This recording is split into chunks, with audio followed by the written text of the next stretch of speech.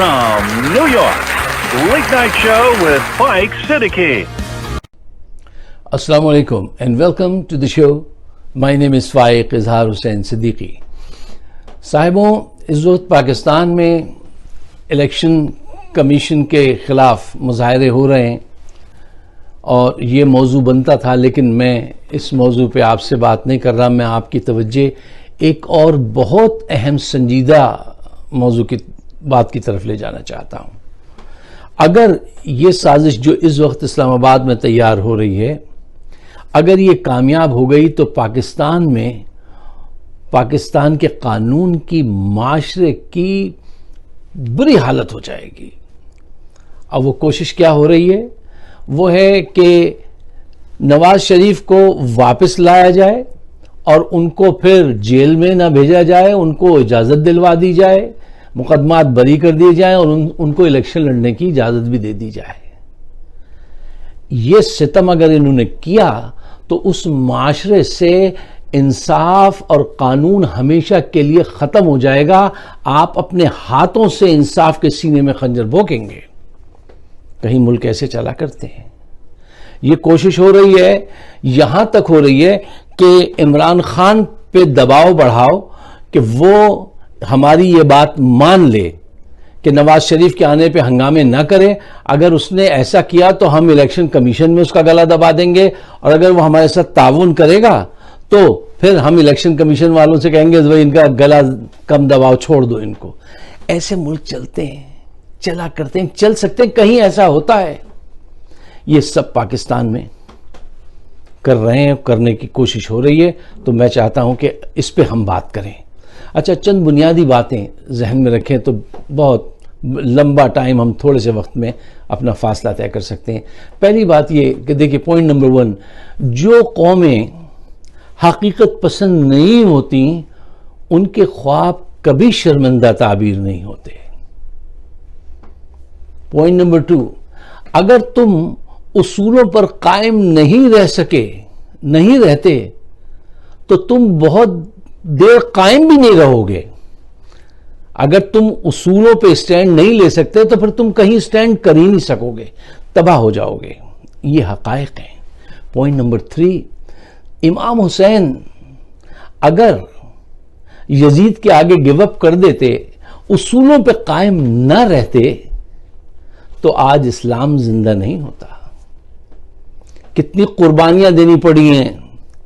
अपने सर से लेके 6 माह के अली असगर तक कुर्बान हुए, बुखार में थे वो उस वक्त, उसूल की खातिर। दुनिया की कोई तहजीब, कोई तमद्दुन, कोई मुल्क, कोई कौम आज तक आगे नहीं बढ़ सकी जो उसूलों पे कायम ना रहती हो। कोई नजरिया, आप नबी करीम सल्लल्लाहु अलैहि वसल्लम, आखिरी नबी सल्लल्लाहु अलैहि वसल्लम फरमाते हैं कि उसूलों पे कितने सख्त हैं। कहते हैं अगर मेरी बेटी फातिमा चोरी करे तो मैं उसके हाथ काट दूं। यह है उसूलों पे डटना। और जो उसूलों पे खड़ा हो जाता है, उस पे खड़ा रहना मुश्किल काम होता है, मैं जानता हूं। लेकिन जब आप आदत डेवलप करते हैं, हौसला पकड़ते हैं, तो फिर हिम्मत आ जाती है। आज पाकिस्तान में ये जो अबतरी फैली हुई है वो इसी वजह से है कि एस्टेब्लिशमेंट जो है ये जहां जी चाहता है, इसने पूरी कौम को मोम की नाक समझ रखा। यहां मोड़ दो, यहां मोड़ दो, जो जी चाहे ये करते फिरते हैं। अब ये कोशिश की जा रही है कि एक मुजरिम जिसके अरबों रुपए, एक दो नहीं अरबों, 300-400 अरब रुपए लेके जो भाग गया, उसको पाकिस्तान से इन्होंने भगवाया, बाजवा ने, 50 रुपए के जमान कागज पर। और उसकी गारंटी किसने ली? उसके भाई ने। आज तक किसी अदालत ने उसके भाई को बुला के ये नहीं पूछा कि वो जिसकी तुमने गारंटी ली थी वो कब वापस आएगा, वो वापस नहीं आ रहा, अब हम तुम्हें जेल में बंद करेंगे। नहीं, ऐसा नहीं हुआ। बल्कि वो गारंटर जो है उसने दोस्ती कर ली चीफ ऑफ आर्मी स्टाफ से और उसको उसने वजीर आजम बना दिया। यार, कहीं ऐसा होता है क्या? ऐसे मुल्क चला करते हैं? देखिए, पहली तो ये गलत बात कि आपने ایک مجرم کو جیل سے نکال کے باہر بھیجا. کسی معاشرے میں ایسا ہوتا ہے؟ کوئی باشعور لوگ ایسا کریں گے؟ یہاں ہوا ہے ایسا. یہ 400 برس پرانی کہانی نہیں، یہ آج کی بات ہے، میرے اور آپ کے عہد کی بات ہے. اب اس کو واپس لانے کے لیے یہ کوشش کی جا رہی ہے کہ وہ واپس آئے اور آ کے جیل نہ جائے، کیونکہ اصولاً تو اس کو جیل جانا چاہیے اگر وہ واپس آتا ہے. کنوکٹڈ ہے آدمی، مجرم ہے وہ، اس سے بھی بچایا جا رہا ہے. سیاست میں وہ وہاں سے بیٹھ کے کردار ادا کر رہا ہے. کسی ملک کی سیاست میں کوئی مجرم دور سے بیٹھ کے کردار ادا کرتا ہے؟ کیا ہے آج تک کسی نے؟ پاکستان میں یہ ہو رہا ہے. کیوں ہو رہا ہے؟ کیونکہ آپ کی اسٹیبلشمنٹ جو ہے وہ جیسے جی چاہتا ہے، جہاں جی جاتا ہے موڑ دیتی ہے حالات کو. اگر اصولوں کو ایسے ہی توڑتے رہے تو آپ کا اینڈ اپ کیا ہوگا؟ دیکھ لیجئے کس درجہ انارکی ہے ملک میں. اب اس کی تیاری کی جا رہی ہے. اس پہ آج میں آپ کو وہ کہتا ہوں، آپ سے گزارش کرتا ہوں کہ اس پہ سوچیے اور آواز اٹھائیے کہ خدا کے واسطے پاکستان کو اتنا برباد مت کرو تم، کہ قوانین کی یہ حالت ہے کہ ایک مجرم بھگا دیا گیا، اب وہ آئے گا تو دوبارہ اس کو جو ہے ضیافتیں ہوں گی اور اس کے نعرے بجیں گے.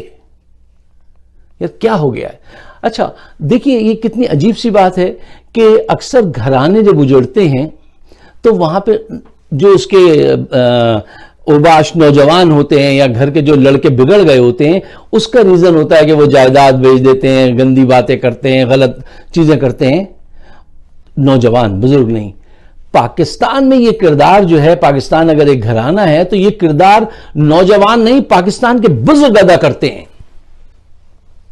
پاکستان کو برباد بزرگوں نے کیا ہے، ہمارے بڑوں نے کیا ہے. اب آپ مجھے گستاخی کا کہہ کے زبان بندی کرنے کی کوشش کریں تو کر لیجئے، لیکن حقیقت یہی ہے. پاکستان کو اس کے بڑوں نے، اس کے پڑھے لکھے لوگوں نے زیادہ نقصان پہنچایا ہے. ان فتنہ پرور مولویوں نے زیادہ نقصان پہنچایا ہے. اب حقائق دیکھیے، میرے پاس ٹائم کم ہوتا ہے تو میں چھپا کے نہ، جیسے لوگ بات کرتے ہیں کہ گھما پھرا کے پھر اس کو نام دیتے ہیں، میں وہ نہیں کرتا ہوں. میں سیدھی اسٹریٹ بات کرنا چاہتا ہوں آپ سے. سچ کہنے کے لیے زیادہ ضرورت نہیں پڑتی، چند الفاظ کافی ہوا کرتے ہیں. پر یہ جو کوشش آج کی جا رہی ہے کہ اس کو واپس لانے کے بعد جو ہے اس کو دوبارہ ان کریں گیم میں، یہ پاکستان کے مستقبل کے لیے بہت ہی خطرناک بات ہوگی. یہ ایک پیغام آپ یہ دیں گے پوری قوم کو کہ بس اگر اسٹیبلشمنٹ تمہارے ساتھ ہے تو تم کچھ بھی کرتے پھرو، ہم تمہیں دوبارہ لے آئیں گے. اتنا ظلم مت کیجیے، اتنی زیادتی مت کیجیے کہ وجود کو برقرار رکھنا مشکل ہو جائے. ہو گیا ہے، اور کیا، اور اس سے زیادہ کیا ہوگا. اب آئیے ذرا یہ الیکشن کمیشن کے خلاف جو تحریک چل رہی ہے اس کو جلدی سے ایک نظر دیکھ لیجئے. حقیقت یہ ہے کہ یہ صاحب جو ہیں سکندر سلطان راجہ، نام دیکھیے کتنا خوبصورت ہے اور کام دیکھیے کتنے خوفناک ہیں. ان کا نام تجویز کیا تھا آرمی چیف نے. ان کی ریپوٹیشن جو تھی وہ بہتر تھی، اور عمران خان نے کہا یہ انہوں نے بھی چیک کر لیا ہے، تو انہوں نے کہا ہاں مجھے تو کوئی اعتراض نہیں. عمران خان کسی کے کام میں زیادہ ٹانگ اڑانے والے آدمی نہیں ہیں. اس نے کہا ٹھیک ہے، اب ان کو بنا لیں الیکشن کمیشن کا چیئرمین. اچھا، وہ جیسے ہی منتخب ہوا تو اس نے سب سے پہلے فون کیا لندن کہ میاں صاحب ہن دسو ساڈے لائق کوئی خدمت ہے تو دسو، کوئی ہم آپ کی خدمت کر سکیں تو بتائیے. اس کی یہ ریلیشن شپ ہے، کیونکہ ان کے وہ کیا نام سسر تھا، سعید مہدی صاحب تھے یا کیا تھے، وہ ان کے یہ داماد ہیں، وہ ان کی جیب میں تھے، ان کی وجہ سے یہ بھی ان کی جیب میں ہے. اور یہ مسلسل بے ایمانی کر رہے ہیں. پی ٹی آئی کے 8 مقدمات گئے الیکشن کمیشن میں، 8 کے خلاف اس آدمی نے فیصلہ دیا ہے. اس نے وہ فیصلے لکھے ہیں جب لندن سے پہلے فون کر کے پوچھ لیا کہ میں یہ فیصلہ لکھنے جا رہا ہوں، آپ بتائیے میں کیا کروں. ایسا آدمی فیئر الیکشن کرائے گا؟ نہیں، ایسا آدمی فیئر الیکشن نہیں کرا سکتا.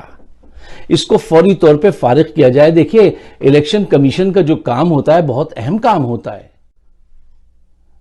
اور اس آدمی کو باجوہ کی بھی حمایت حاصل ہے، نون لیگ کی بھی حمایت ہے، ہر اس آدمی کی جو عمران خان کے خلاف ہے، کرپشن کے لیے تیار ہے، اس کی حمایت اس کو حاصل ہے، راجہ کو، سکندر راجہ کو۔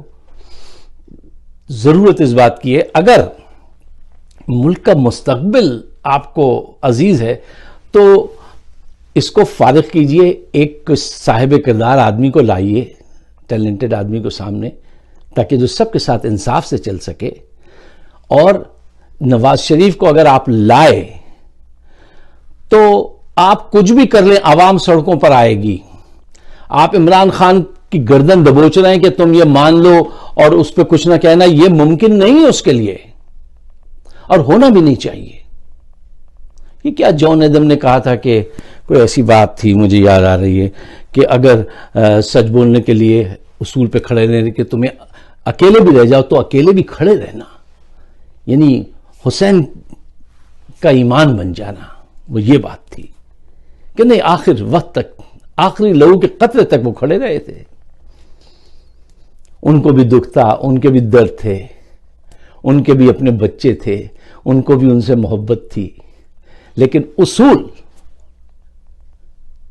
اور جو اصول پہ قائم نہیں رہتا، چاہے اصول آپ کے خلاف جائیں، آپ کے والد گرامی کے خلاف جائیں، آپ کھڑے رہیے اصول پر، تو پھر قومیں آگے بڑھتی ہیں۔ یہ نہیں ہوتی ہے کہ اس کا گلا دبا کے اس کو وہ کر دو، اس کو جیل سے چھڑا کے باہر بھیج دو، اس کے پیسے معاف کر دو، اس کو یہ کروا دو۔ ایسے ملک نہیں چلتے ہیں۔ ہمارے بزرگوں نے ہمارے ساتھ زیادتی کی ہے، جہاں کچھ کہو تو کہتے ہیں گستاخی کر دی۔ ارے کس بات کی گستاخی کر دی؟ خاتون حضرات، اگر آپ میرے خیالات سے اتفاق کرتے ہیں تو اس کو شیئر ضرور کیجئے تاکہ پاکستان کو بچایا جائے، ہم سب ایک پیج پہ آ سکیں، ہمارے خیالات کی آگمنٹیشن ہو، ہم اپنے دائرے کو بڑھائیں۔ اور ہمارا چینل ہے فائق صدیقی شو، اگر آپ اس کو سبسکرائب کریں تو بڑی عنایت ہوگی۔ آپ سب کا بہت بہت شکریہ۔